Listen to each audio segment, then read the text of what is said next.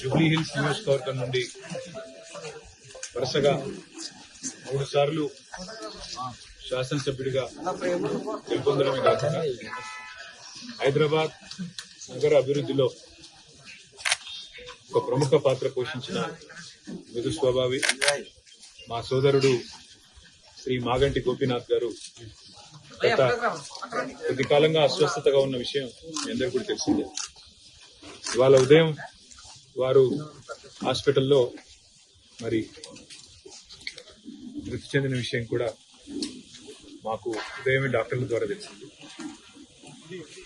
నిజంగా ఇది బీఆర్ఎస్ పార్టీకి, అదేవిధంగా హైదరాబాద్ నగరంలో అభివృద్ధిని, అదేవిధంగా హైదరాబాద్ నగరంలో ఇక్కడ ఉన్న అందరితో కలివిడిగా ఉండే ఒక నాయకుడిని కోల్పోవడం అనేది అందరికీ కూడా తీవ్రమైన ఆవేదనని, తీవ్రమైన బాధని కలిగిస్తున్న సందర్భం.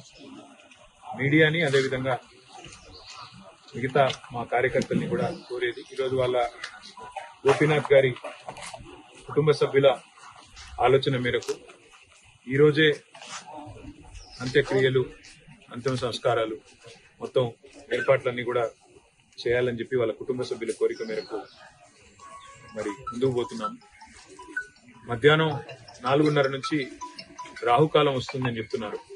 కాబట్టి ఆ రాహుకాలం కంటే ముందే అంతిమ కార్యక్రమాలన్నీ కూడా ఏర్పాటు చేయాలని చెప్పి కుటుంబ సభ్యుల కోరిక మేరకి జూబ్లీ హిల్స్ లోని మహాప్రస్థానంలో మధ్యాహ్నం 3 నుంచి 4 గంటల మధ్యన ఈ కార్యక్రమం పూర్తవుతుంది. ఎవరైనా కార్యకర్తలు కానీ, నాయకులు కానీ, మిగతా వారి అభిమానులు కానీ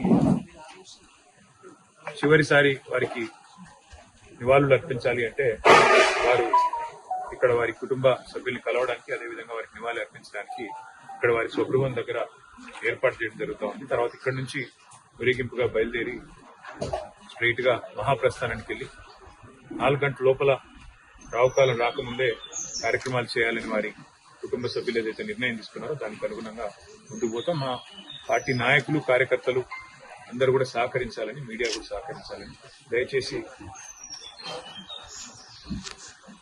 దయచేసి సహకరించాలని చెప్పి కోరుతూ, మరి రాష్ట్ర ప్రభుత్వం కూడా ఏర్పాటు చేస్తున్నామని చెప్పి ఇప్పుడే చెప్పింది. వారికి కూడా ధన్యవాదాలు.